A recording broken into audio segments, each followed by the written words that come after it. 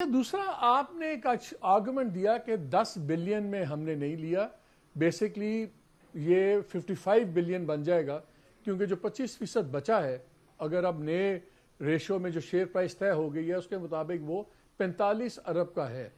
But that is a projection.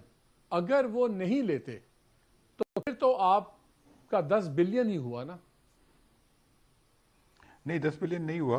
For example, अगर आप की एक कंपनी है जिसकी इक्विटी है 100 रुपये और आप 100% मालिक हैं, तो आपके पास 100 रुपये कैश हो या वो कंपनी की ओनरशिप हो, आपकी वेल्थ तो 100 रुपये की है ना।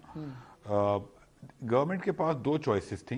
या तो गवर्नमेंट इसको एज इट इज बेच देती, तो लेट से गवर्नमेंट को 55 बिलियन अगर मिल जाते अज्यूमिंग, तो 55 बिलियन पीआई बेच देती।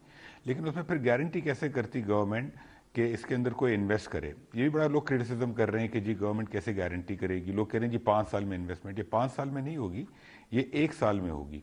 अभी जो 125 बिलियन है, इसका 2/3 बनता है 83 बिलियन। तो ये अप्रैल में जब क्लोजिंग करेंगे तो 83 बिलियन अभी डालेंगे और 42 बिलियन 1 साल बाद डालेंगे। और इनकी हमारे पास शेयर भी प्लेज होंगे और गारंटी भी होगी, जैसे मैंने एक्सप्लेन किया। तो तो हमने इंश्योर किया है कि 125 बिलियन एंटिटी में डालें और 55 बिलियन की वैल्यू गवर्नमेंट को मिले। अगर ये शेयर ले लेते हैं हमसे तो 45 बिलियन वहां आएंगे हमें और 10 बिलियन अभी आएंगे। अगर नहीं लेते तो 10 बिलियन प्लस 45 बिलियन के शेयर होंगे। Government will be very happy कि अगर ये 45 बिलियन के शेयर रहें। हम ये बेचना नहीं चाहते थे क्योंकि हमारा ख्याल है कि शेयर की वैल्यू बढ़ेगी।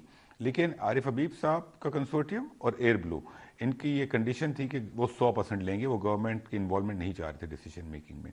तो अगर वो लेते हैं तो उन्हें बेच देंगे और 12% सालाना प्रीमियम चार्ज करेंगे।